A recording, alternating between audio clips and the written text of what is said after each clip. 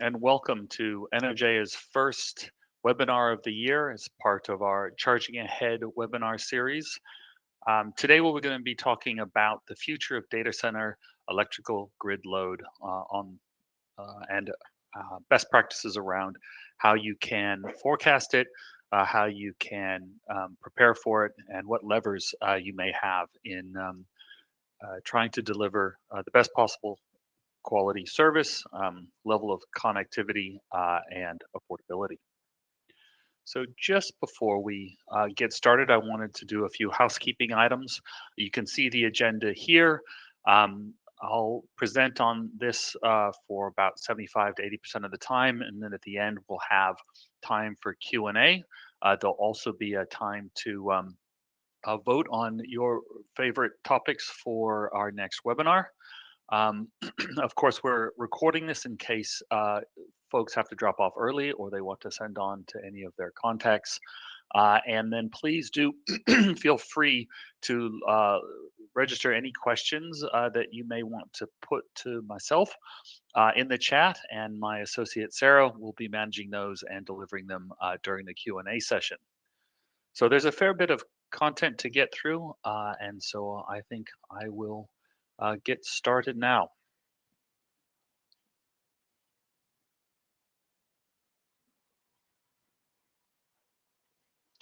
So again, for those of you who don't know, my name is Ezra Beeman. I'm Managing Director. I look after Energea's operations in Australia as well as in California from our office in Davis.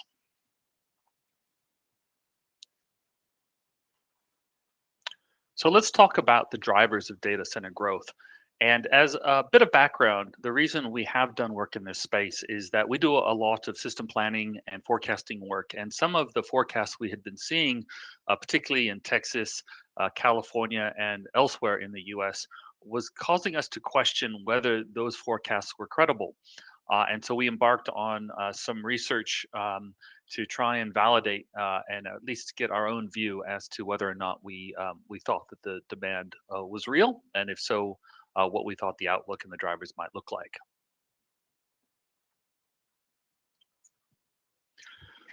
So let's start with a high level sort of introduction to the kinds of sectors that are data center intensive. So we have here, and this is based on ANSIC code data, so you can actually link the type of sector activity, its revenue, and other statistical information provided by the US government to more detailed elements of that sector, including you see here things like cloud computing, data management, and analytics. The key question, I think, for this industry, being those that are reliant on data centers, and also the electricity industry, which needs to connect them to the grid and power them, is what is going to drive their electricity consumption? How flexible is it? Because flexibility is valuable. And also, how close to users do they need to be? So the rest of this section will be diving into those questions. So the first sector that we looked at was e-commerce, and that was because e-commerce is one of the oldest sectors that has been around and that has been a key driver of data center growth.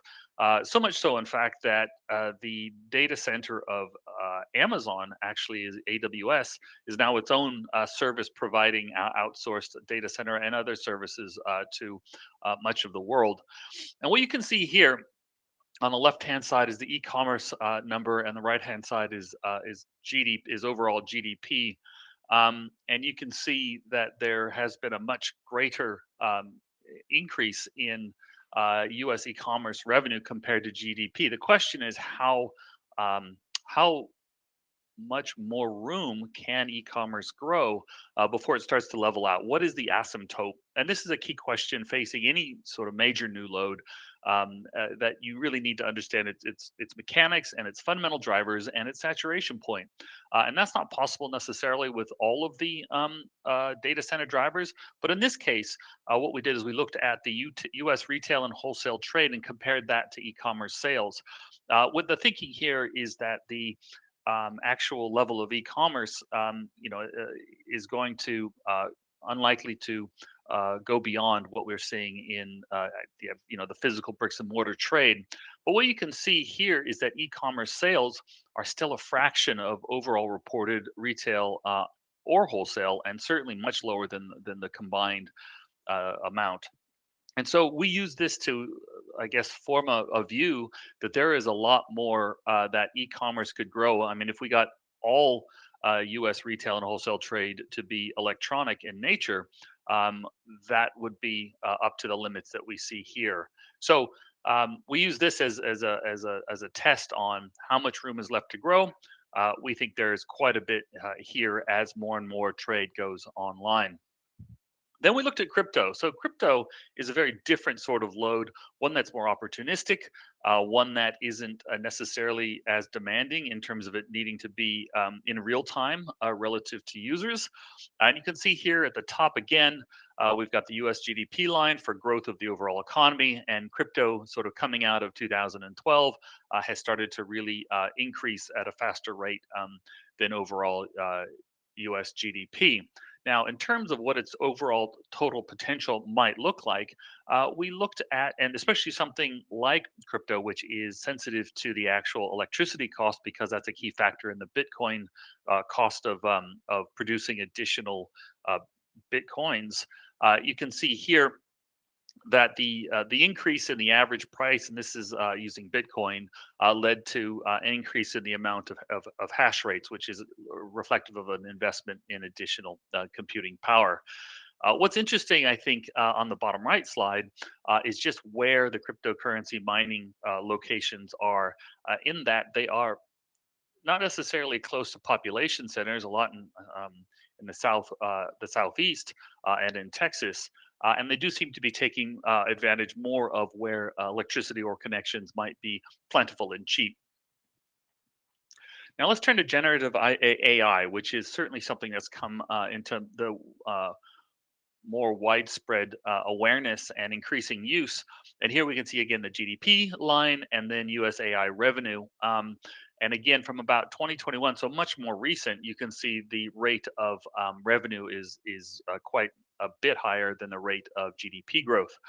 Now, the thing about AI is it is so new that there's very little, I guess, evidence research around, well, what is the potential for AI in terms of activity and what's going to drive it? Are we each one of us going to have our own agent? Is there going to be an agent for every one of our devices? How is that all going to play out? And then fundamentally, how much is each of these agent going to use?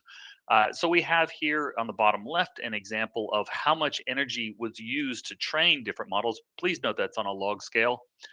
From the earliest examples of BERT to the Chat GPT-4, and those are orders of magnitude greater. Now, we just had the new Chinese AI model, I guess, take attention earlier this week, which suggests that it could actually use much less than we're seeing here.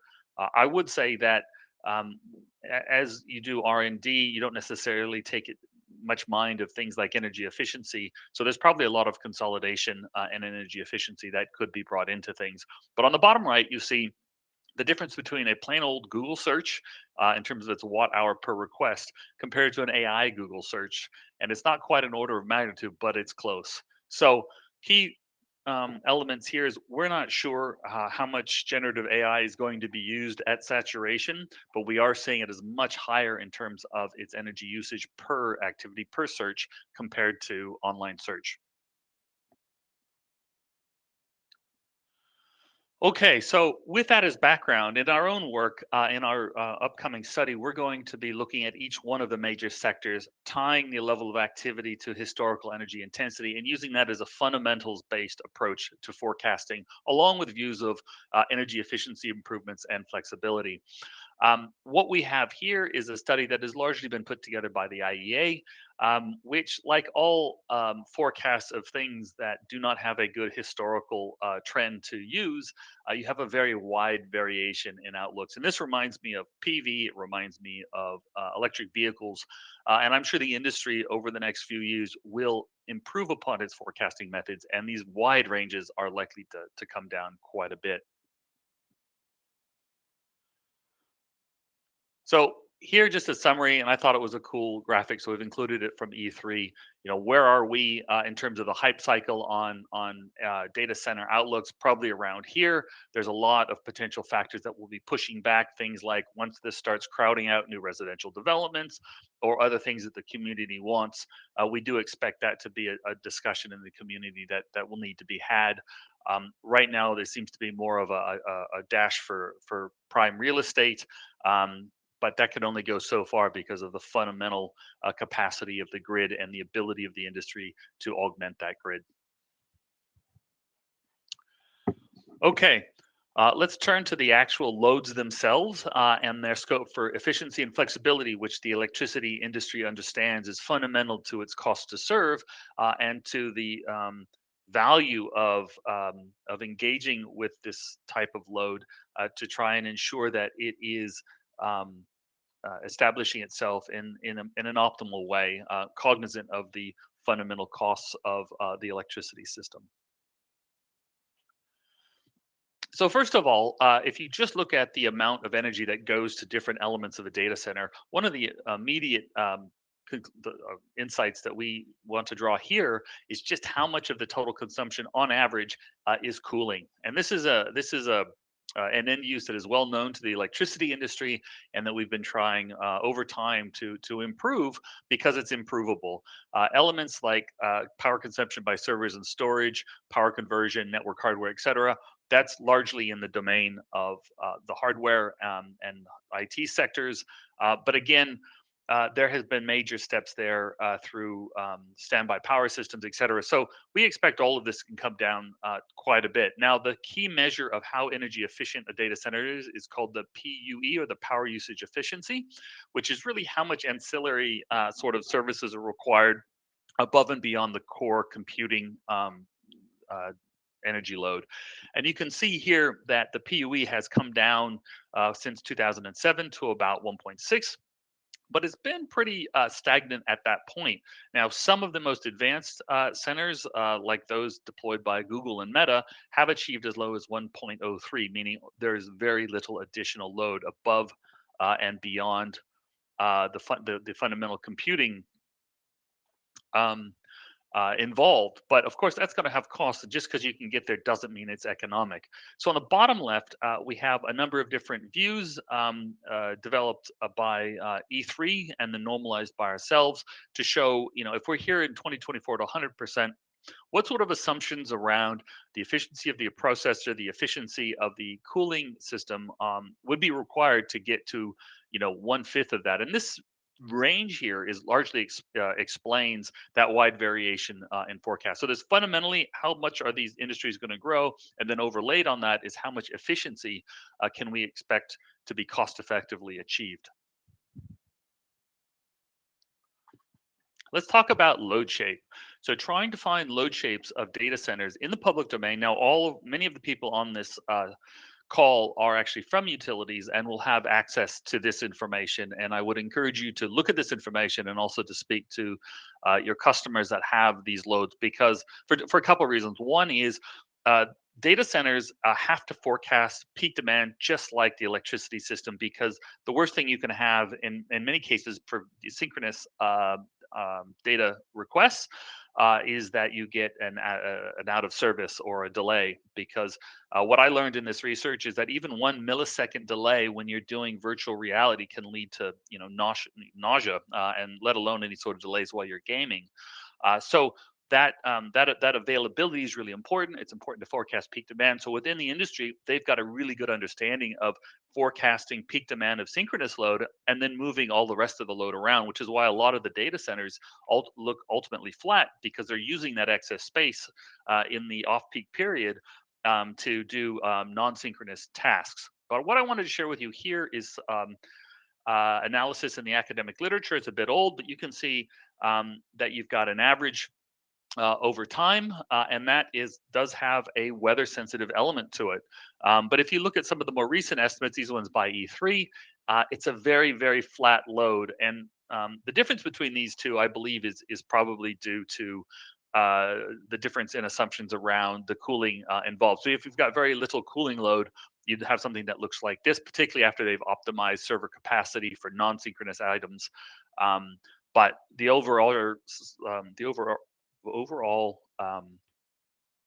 load profile for particular sites likely to look like this unless they get really low, really high energy efficiency. Now, in terms of the ratio of synchronous load to asynchronous load, that's not actually widely available. And so I've asked generative AI to generate an estimate of what they think the level of synchronous versus asynchronous or real-time processing requirement is by sector. But take this with a huge grain of salt. The sources that were quoted by Perplexity in this case were not able to be verified. So this is a best guess by AI as to what the differences are. The reason I still include it though is this is a fundamental driver of flexibility and cost, being the amount of real time or synchronous computing that's required. It also dictates where that load needs to be, as if it needs to be in real time, it has to actually be very close to the user. And this is something I think the industry needs to learn. The electricity industry needs to learn a lot more about to ensure that we are well prepared for the amount of load that does seem likely to materialize over the next 10 years. So let's talk a little bit about the siting and the sizing. So these are four common ways of describing data centers from the hyperscale, which are the largest type, anywhere from 100 to 300. Although in Australia, I've heard of applications at the 1 gigawatt level. Now, that doesn't mean that 1 gigawatt's going to show up tomorrow, but it's like a residential development or any development, right? There's phases of it over time. Ultimately, the developer wants to ensure it's got all that load so that when people come to use or develop up portions of that development, that they have the capacity ready to go. Now, the industry, the electricity industry, doesn't like that because it's holding a bunch of reserve capacity without actually using it. So I think that's one of the issues. It's a long-standing issue, but I think we're going to be under pressure in this industry to find the right balance of how much do you get people to pay upfront for this. I think best practice is 100% of it, and then they can decide how much they want to pay and have it sit around for a while. Below that's the enterprise data center. Generally, it's owned and operated by a single enterprise. It can range very widely. And then there's the co-location, where some of it is data center, some of it's something else. Now, I think the really interesting thing to bring to people's attention are these edge data centers. So in suburbia, where you've got a fair number of people that want to, do real-time gaming, they may have online health, and they need a very fast connection to the server, you actually have to deploy these smaller data centers within the community so that you can manage that delay. One thing I also learned in this research was that 100 kilometers of distance, even on fiber, is 1 millisecond of delay. So even though it's fiber and the speed of light, there is a very small delay that you can only overcome really by having it located near the actual usage. We'll see, maybe quantum computing and teleportation will solve that sometime in the future. Now, in terms of location, here's a data set that we found for North America, for the US. How many data centers, what the average size. So you see on average, they're not that big. Total numbers are getting quite high in places like Northern Virginia. Um, and this was a little bit of a surprise to me, and I wouldn't take these bubbles as actually where they are located, just the relative sizes. Um, but that we're not seeing a huge difference, I guess, between where the amount of capacities are currently located. Although you can see Chicago up here, maybe San Francisco and LA over here, Texas over here. Some of these are a little, I guess, a little surprising because if you look at the siting optimization of proximity to users, electricity costs, telco speed, and land costs, um, it's not necessarily that you'll have everything in the cheapest part of the state, nor everything next to people. It's really been quite a distributed allocation so far. All right, so let's talk about industry levers for least cost data center integration. All right, so when we did a review of what are the key levers at our disposal, things like customer classification. Are data centers fundamentally different in their load shape or in their flexibility? And I think this is an area where we need more information. The utilities I've talked to, including in the Silicon Valley area, have given me feedback that there has been little interest by customers to develop additional flexibility in their load to date. But I also think they've had very little trouble connecting. And as we start to see a very steep ramp up, there may be a more conciliatory approach to requests or suggestions that they may want to be more energy efficient or more more flexible.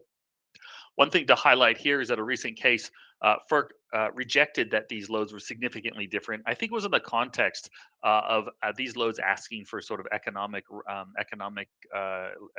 attractive, lower cost tariffs. The connection policy area, where I mentioned already that the first come basis can lead to strategic queuing, like we have for major solar and wind farms trying to connect to the transmission sectors, and also for some of these people in the queue to just basically shut up shop if the forecasts fall too much. So one idea here is to potentially consider analogs to renewable energy zones, whereby you might have a data center area in particular areas. Now, this requires planners to sort of anticipate where success is. That's problematic for a number of regions, but ultimately it was necessary for us to unlock the potential of wind in West Texas, for example, which is now widely replicated around the world. Rates.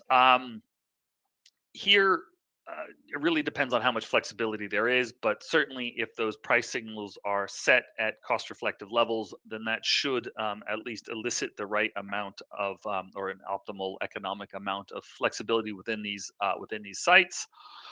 And here for energy efficiency and DR, AC is the second largest source of demand. Certainly, the industry's got experience there and can maybe engage again with developers to try and get a lower cost, lower energy requirement. And then finally, these data centers, particularly by the tier one tech companies, are looking to achieve zero carbon, 100% renewable sort of outcomes. And I've seen work by companies like Google to actually develop the flexibility not to do price arbitrage, but to try and use more power when the wind is blowing and the sun is shining. All right. So in terms of key takeaways and recommendations, so our view and the information we have developed here suggests that while uncertain, the fundamentals looks like it has legs for at least the next 10 years, and that there is a lot of room to run. Growth, we believe, will be uneven in terms of a lot near population centers for that real time element, but also elsewhere where land prices are probably lower. New connections will vary in size as you need to deploy smaller data centers closer to suburban areas, for example. And therefore it should largely mirror existing population distributions and loads, as fundamentally the activity is human driven. Even as it goes to more agent driven activity and Internet of Things, that still relates to human activity. And that there's still a significant potential for energy efficiency and additional flexibility. So, in terms of key recommendations to determine your utility's likely share of IT intensive industry load, uh, we think it's important that you allocate appropriate levels of effort to, how close are you to population of business centers? How good is your fiber connectivity? How low are your land and electricity prices? Um, and then to have a look at how much spare capacity you have in the different networks and maybe proactively engage. And this is a similar sort of set of recommendations that we have for heavy duty EV charging and even light duty EV charging. That this is a major new load, and that proactively engaging with it and incorporating that into your forecast and your plans is going to be really important to ensuring that this load is brought on in a least cost manner, and then we get the benefits of additional load on fixed costs while also meeting the needs of the real economy. All right, thank you. Hopefully that was interesting, and I look forward to seeing your questions and trying to respond. Please do take a second to vote on the next Charging Ahead Power Session topic, which should be in your user interface.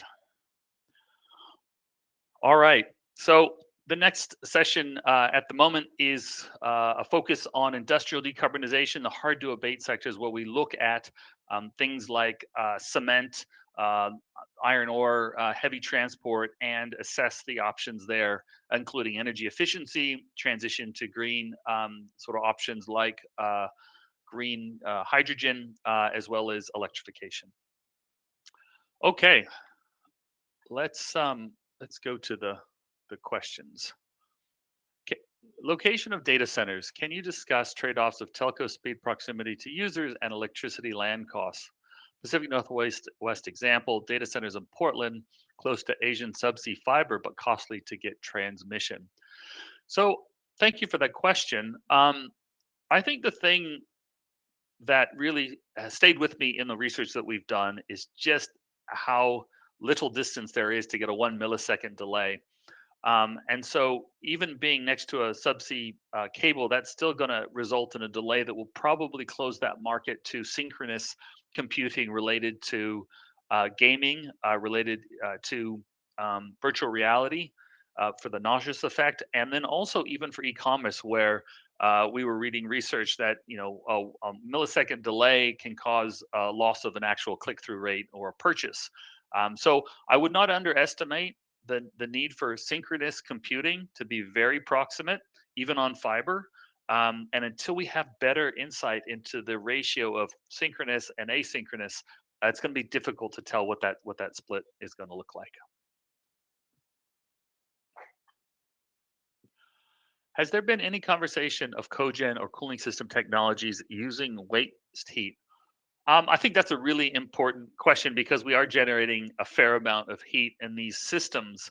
And what I've seen in the media is mostly focused on major flat generating technology like nuclear, or something else. I mean, the reliability for the data centers is so important because the value of what they're doing is so much greater than the cost of the electricity at this stage, anyway. um, Harnessing that through a cogen system, which we know has a very high overall level of efficiency, is not actually something that I have seen in any of the research I've done. Which doesn't mean it doesn't exist. Could just mean I wasn't looking for it. But I think that's a really interesting and important discussion, I think, or investigation to do. The other element of that is even looking at sort of geothermal sort of solutions. We've done work on geothermal utilities, to support the transition away from natural gas, and that was something that I had thought as being potentially applicable here.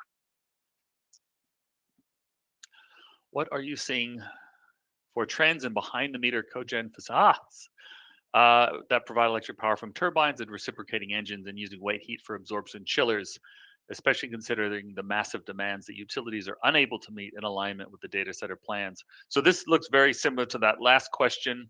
I think cogen, the energy efficiency can be 80, 90% and above.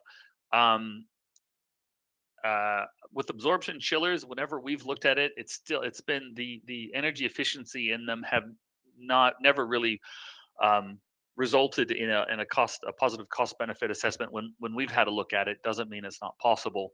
But I think that cogen is something, and it's interesting that it hasn't really made media attention. But I think you say cogen out loud in a non-technical audience, and you're going to get looks of confusion. Whereas if you say nuclear, everybody knows what you're talking about.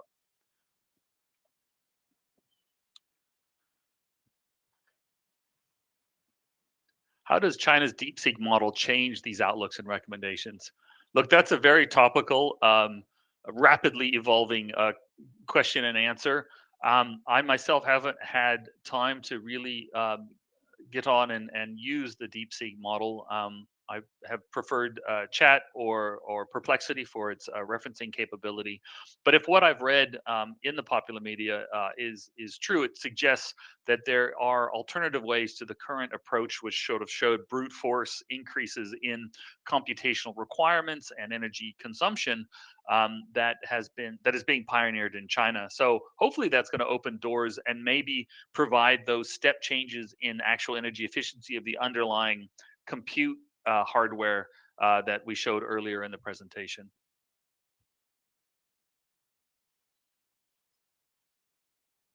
How would you forecast data center demand growth?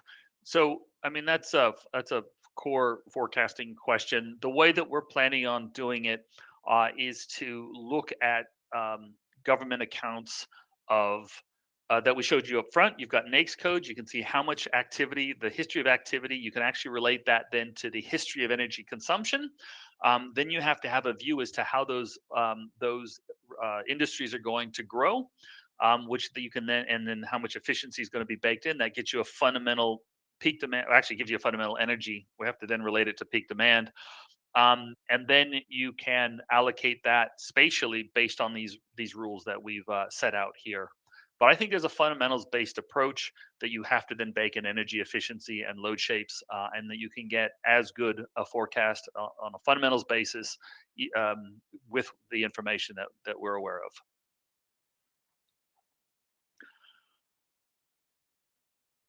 Look, it's 10 o'clock. I also want to just say thank you. I know people have to be probably moving on to other meetings. Appreciate your time. Uh, Please do forward this on to anybody that you think might be of interest, and we hopefully look forward to seeing you at the next webinar. For those that have time to stay, I'll continue to answer questions for the next little while. What do you think about the recent moves to allow major data centers to directly connect to nuclear or other power systems? Do you think nuclear power is well suited to this load type? Okay, well, there's a couple questions there. Um, and I think this is going to be increasingly common, particularly to utilities serving major population centers, that the data centers will be coming in force and they'll be asking for very large connections. And even if they're ready to put money down, it's going to lock up a lot of the existing capacity. At some point, there's going to be a no. And when those no's start to be issued by the utility, there's going to be cries for workaround alternatives like behind the meter um, power plants, even if they are in the sort of 500 megawatt to 1 gigawatt sort of level. Now, I think that's going to become challenging for the community around them. Depending on the community, they may welcome it. And then the question, I guess, is what is the most appropriate type of power source to provide to these centers? Now, um, certainly providing 100% solar energy is not going to be a great outcome because the data center would have to be ramping up and down. Maybe a combination of renewables and storage can do it. You've got the storage to cover power, but there's alternatives, whether it's open cycle or combined cycle gas. As well as nuclear. I mean, nuclear I think has been touted because it is a baseload power, and what you see in many of the data centers is a very baseload sort of profile. So that would seem to match. Now, when it comes to the cost of that base load and the reliability of that base load, I think then that's where the cost of nuclear is an open question. I think nuclear has been delivered at low cost. I think in France, at least what I understand of the French system, they have had an industry capable of delivering nuclear power stations. Although I think it's been a while before since they've delivered one recently. In the U.S., I don't know that our nuclear plants at this stage have been able to be delivered to budget and what the ultimate cost is going to be. So let's boil it down to how much does it cost?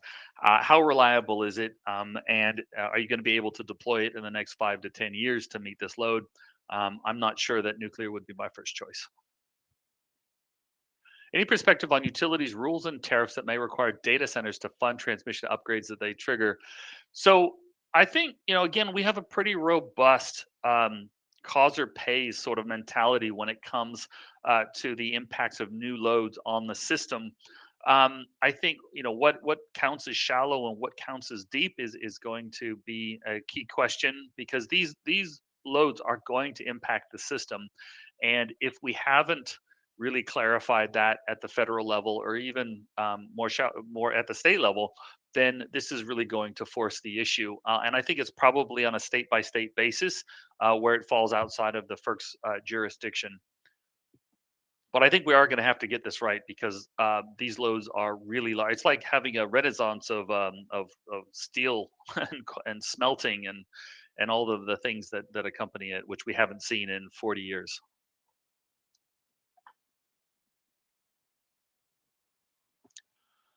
With the new administration's pressure to expand natural gas production, expand gas supply, reduce natural gas costs, and rapid deployment, do you anticipate a dramatic increase in gas fueled cogen plants to power this rapid growth in power requirements? Well, that is a $1 billion question. Um,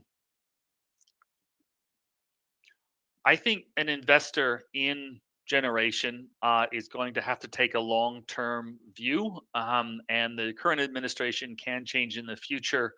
Um, and I'm not a lawyer, so I'm not sure, how get granting a permit in one period and then putting on restrictions in another period, how well that's going to play out. I do think, though, that investors that do believe that um, gas is going to be viable, or coal, or whatever, will probably look or lean harder into that particular technology solution. I think, again, the cogen works well for a combustion turbine, but there are alternatives, and it's really hard to walk away from the significant declines in the cost of renewable plus storage. And I do ultimately think that people making this investment are going to do it on a least cost basis. And so, in some places, access to gas or even coal is going to be least cost. In other places, it won't be.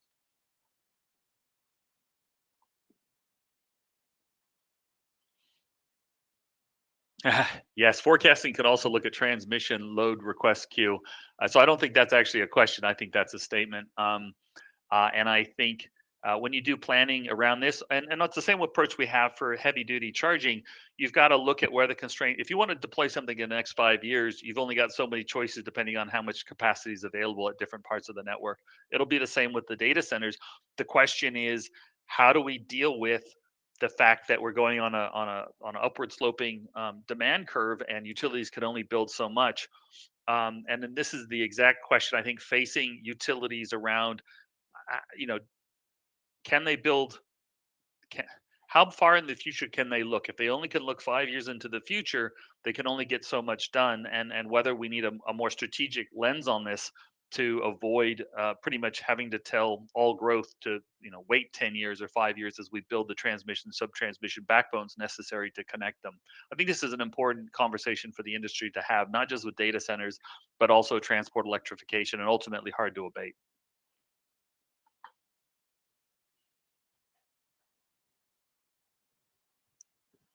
Okay, well, I think I have exhausted the audience. Thank you again for your attention and for your great questions. Oh, okay. Here is one more question, and then we'll close it off. IC latency is 1 millisecond per 124 miles. I'm really pleased to see such accuracy. Can you split the forecasted load growth and use cases between those that need speed proximity versus those that don't need speed and can be built operated at lower cost? I heard gaming needed speed, but how much load is gaming? Okay. Well, so I believe that you can split that forecasted load into asynchronous and synchronous and asynchronous, and I think that's a really important step for us to get to. Our approach here is going to be getting much deeper into the IT forecasting literature so that we can understand how it's done natively, so to speak. Um, then and then trying to apply that to different sectors will hopefully come out of that investigation. So here it says, gaming needs speed, but how much load is gaming? So within those NAICS codes, you can start to see those NAICS codes can be also linked not only to revenue but also energy consumption, not peak demand, but energy consumption. And through that, you should be able to estimate what the different um, levels of energy are needed for each of the subsectors. And we're, of course, always happy to help.